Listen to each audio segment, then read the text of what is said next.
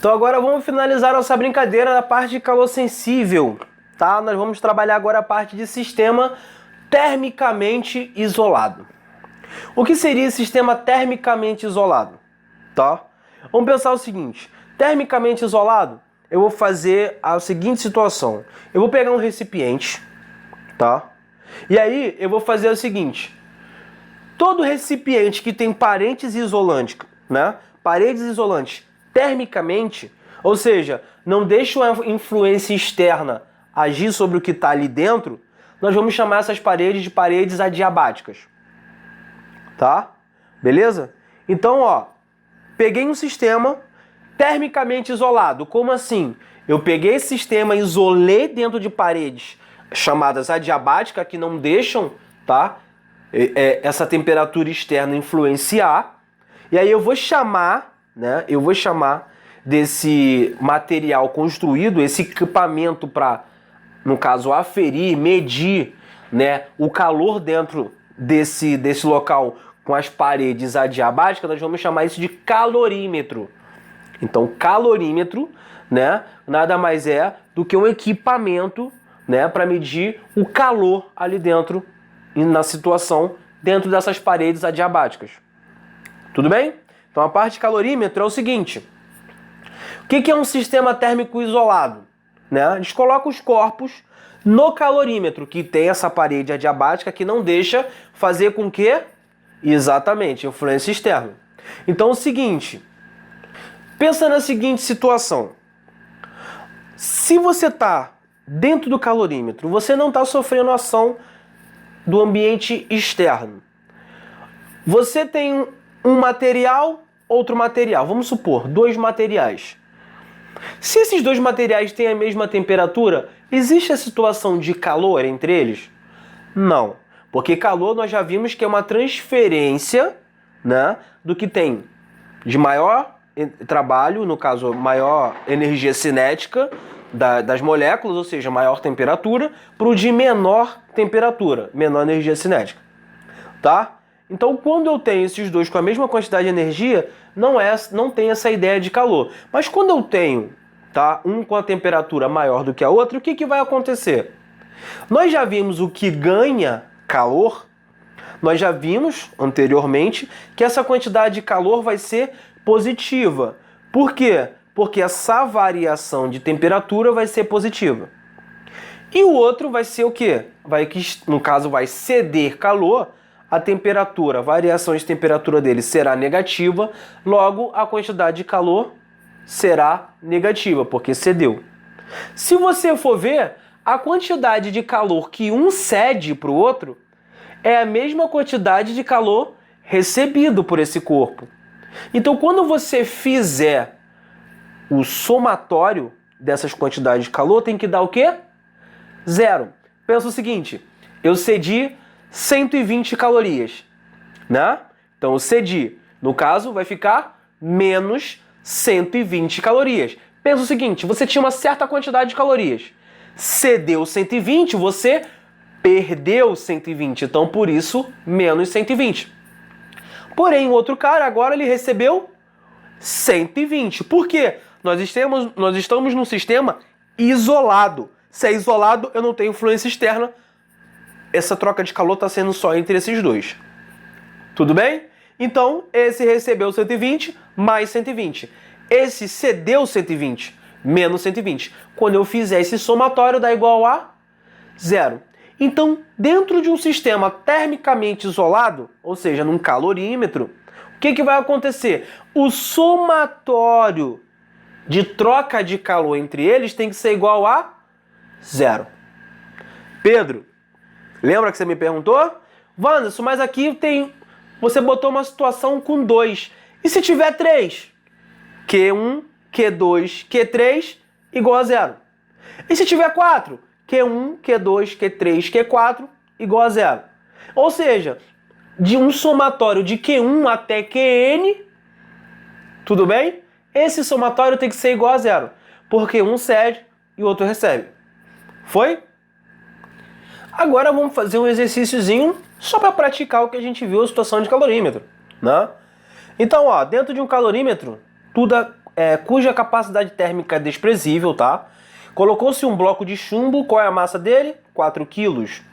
A uma temperatura de 80 graus Celsius. O calorímetro contém 8 kg de água a uma temperatura de 30 graus Celsius. Considerando o calor específico do chumbo 0,0306 calorias por grau Celsius, ó, 0,0306 calorias por grau Celsius, e o calor específico da água é 1 caloria, né? 1 caloria por grau Celsius, entendeu? Determinar a temperatura final do sistema. Então nós já sabemos que isso é um calorímetro, então aqui, ó, o Q da água, né? Mais o Q do chumbo, que nós já vimos aqui, tem que ser igual a 0. Vamos fazer o Q da água? Então vamos lá. Q da água vai ser calorímetro de 8 kg de água, então tem 8.000 gramas. Isso. Vezes o calor específico da água, vezes a variação de temperatura. Tá, eu não sei. Então essa temperatura final eu chamo de temperatura final, porém eu sei que a inicial é igual a 30. Aí, eu vou fazer aqui embaixo agora a quantidade de calor do chumbo. Então a quantidade do calor do chumbo vai ser 4.000, porque eu estou passando para grama, vezes o calor específico do chumbo, que é 0,0306, vezes temperatura final, não sei, menos a inicial, que é 80 graus. Beleza? Então, gente, a primeira coisa que eu posso perguntar aqui, posso tirar daqui. Laís, responde para mim. A água, ela recebe calor ou ela cede? Larissa. Daiane. Ana. Fala pra mim, Ana. Isso. Então você está dizendo pra mim que a água recebe. Ela recebe, então o Q dela é positivo. Entendi. Mas por que você chegou a essa conclusão, Ana? Fala pra mim. Heitor, ajuda aí pra mim. Por quê? Sim. Então você está dizendo que calor sempre passa de maior temperatura para de menor temperatura. Então, como você viu que o chumbo tem uma temperatura maior que a da água, então você sabe que o chumbo ele vai ceder calor.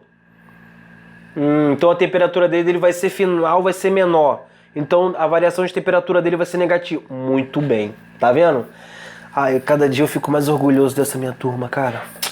Então agora é só aplicar o cálculo, ó.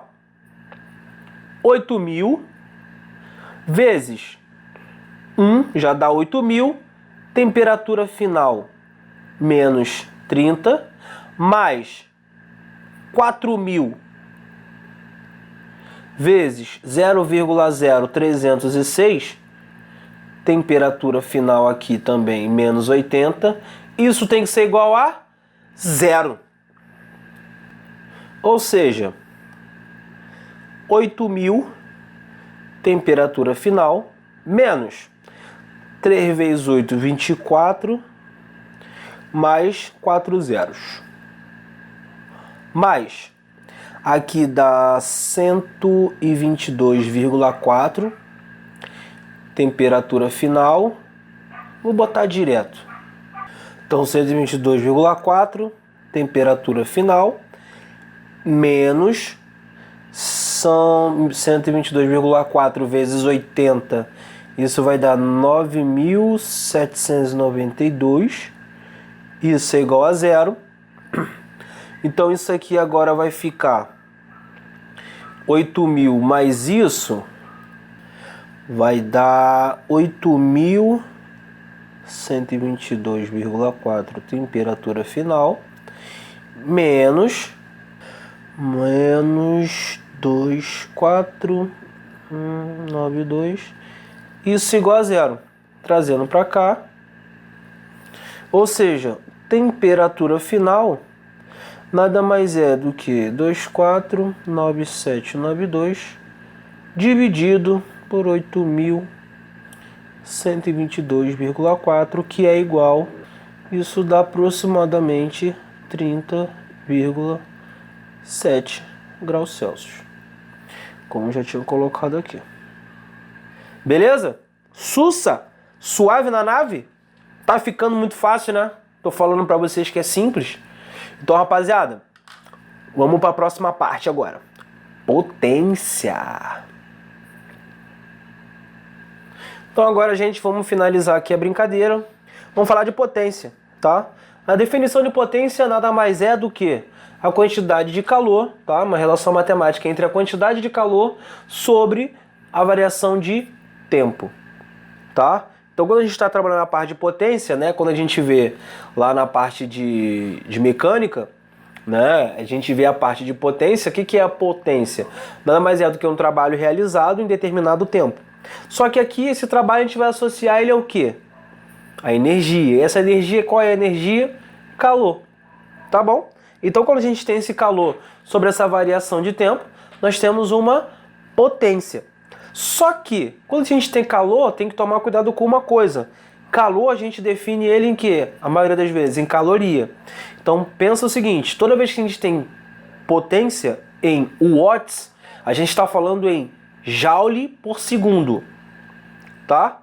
Então, joule por segundo equivale a watts. Então tá aqui, ó, olha o watts aqui. Então, quando a gente tiver essa situação e quiser a potência em watts, a gente tem que pegar o quê? Esse nosso calor, que vai estar na maioria das vezes em caloria, passar para joules e o tempo tem que estar em segundo. Então prestem atenção com relação a isso, tá? Então toda vez que ele estiver falando na parte de potência, ele quer a quantidade de calor sobre o tempo decorrido. Lembrando que a quantidade de calor nós teríamos que passar para joule, tá? E esse tempo decorrido terá que estar em segundo para podermos associar a watts. Beleza? Suave? Então agora vamos botar em prática essa questão da potência. Fazer um exercíciozinho. Fácil, do jeito que vocês gostam. Aquele jeito. Então, como pedido, né, pelo Pedro, pelo Eric, pela Ana, falaram que as questões estavam muito simples, botei uma um pouco mais complicada, mas que vocês vão resolver isso mole, fácil. Então vamos pensar o seguinte, ó. Eu vou aquecer 1 litro de água, tá? E se encontra inicialmente a temperatura de 10 graus Celsius e vai atingir 100 graus Celsius. Sob a pressão normal em um tempo de 10 minutos. Olha o tempo. Usando a queima do carvão. Então sabemos que o calor de combustão do carvão é de 6.000 calorias por grama, tá? E que 80% do calor liberado na sua queima é perdido para o ambiente. 80% desse calor é liberado, né? Ele vai se perder para o ambiente. Então só vou aproveitar. Fala, Larissa. Isso, 20%. Muito bem. A massa mínima de carvão consumida no processo em gramas e a potência média emitida pelo braseiro em watts são: considerar uma caloria igual a 4 joules. Lembra que eu falei? Então aqui ele falou para considerar uma caloria igual a 4 joules. Beleza? Então vamos fazer. Primeira coisa que a gente tem que fazer é o seguinte, tá? Primeira coisa que a gente tem que fazer é o seguinte. Olha, você quer aquecer essa água, tá? 1 litro de água. Então 1 litro de água transformando para massa é igual a 1 quilo. Isso. Que é igual a 1.000 gramas. Perfeito. Você tá demais, hein, Heitor? Tá brabão, hein? Qual o calor específico da água? 1. Qual é a variação de temperatura? Então é 100 menos 10. Boa! Então isso aqui dá 1.000 vezes 90. Isso aqui dá 9 vezes 10 à quarta. Calorias. Tá? Calorias. Então a primeira parte foi. Então é o seguinte. Você precisa que seja fornecida 9 vezes 10 à quarta calorias. Não é isso que você precisa? Você precisa disso para que ocorra essa situação de variação de 10 graus Celsius a 100 graus Celsius. Essa é a quantidade de calor que você precisa. Então quem é que vai ter que ceder isso? Quem é que vai ter que dar essa quantidade de calor? A queima do carvão. Lembre-se que 20% é o que se aproveita, tá? Então o que você teria que fazer aqui? Deixa eu ver lá atrás. Eric Monte, meu faixa. Fala pra mim o que eu teria que fazer aí. Beleza. Aí você falou, então você falou pra fazer o seguinte. Então você quer fazer da seguinte forma. Se só 20%, então você está dizendo para mim que 20% da quantidade de calorias que esse cara fornece, esses 20% tem que ser 9 vezes 10 à quarta? Entendi. Beleza. Então você... Beleza, entendi. Então você está dizendo que essa quantidade de calor fornecida pelo carvão tem que ser essa quantidade, que a gente já viu ali, né? 9 vezes 10 à quarta, dividido por 0,2. Entendi. Show de bola. Então isso aqui vai ficar 9 vezes 10 à quarta sobre 2 vezes 10 a menos 1. Isso dá 4,5 vezes 10 à quinta calorias. Entendi. Então quer dizer que desse valor de 4,5 10 à quinta, 20% teria que ser equivalente a 9 vezes 10 à quarta. Entendi. Mas você também poderia fazer o seguinte, Eric, vou te dar uma dica. Você poderia fazer, tá? Para quem tem dúvida, regra de 3 básica. Pode. Olha a regra de 3 aqui, ó. 20% equivaleria a 9 vezes 10 à quarta. 100% ia equivaler a quanto? X. E aí vocês aplicariam essa regra de 3. Também sairia. Tá bom? Então, ó, vou fazer aqui em cima aqui, ó. Vou fazer aqui embaixo, a outra parte eu faço lá em cima. Então, ó, você já descobriu qual é a quantidade. Olha o calor de combustão do carvão. A cada grama equivale a 6.000 calorias. Então, ó, novamente, se você quiser, você poderia fazer regra de 3. Mas vamos fazer aqui bonitinho. Essa quantidade vai ser o quê? Caloria por grama. Então, se você tem 6.000, que é esse coeficiente dele, teria que ser igual a 4,5 vezes 10 à quinta sobre a quantidade em gramas, ou seja, massa. Então, a massa necessária seria 4,5 vezes 10 à quinta sobre 6.000, que isso daria 75 gramas. Tá? Ou seja, esse coeficiente de 6.000, que é o calor de combustão do carvão, é a quantidade de calorias sobre a massa. Tá vendo? Ó? Caloria sobre massa. Qual é a quantidade de caloria que foi gasta?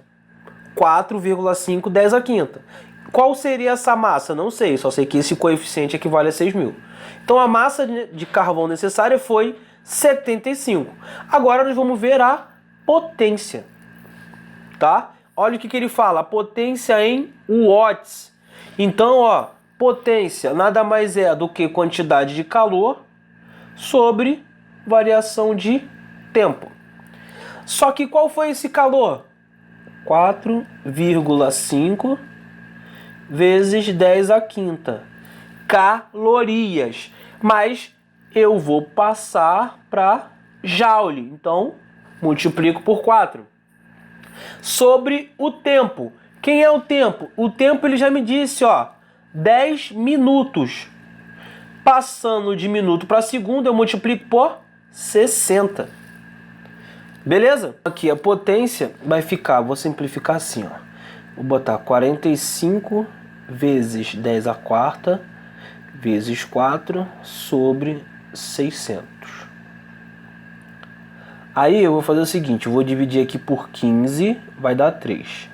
Vou dividir aqui por 15, isso vai dar 4. Aí eu vou cortar esse 4 com esse 4. Isso vai dar 3 vezes 10 à quarta sobre Aqui sobrou 1 e 1, 0 sobre 10. Fazendo os expoentes aqui, isso dá 3 vezes 10 ao cubo watts, que é letra D, 75.003 watts. Agora, para finalizar, vou falar para vocês agora do calorímetro real, tá? Então, quando a gente fala do calorímetro, a primeira parte que eu falei lá, isso aqui é só um por fora.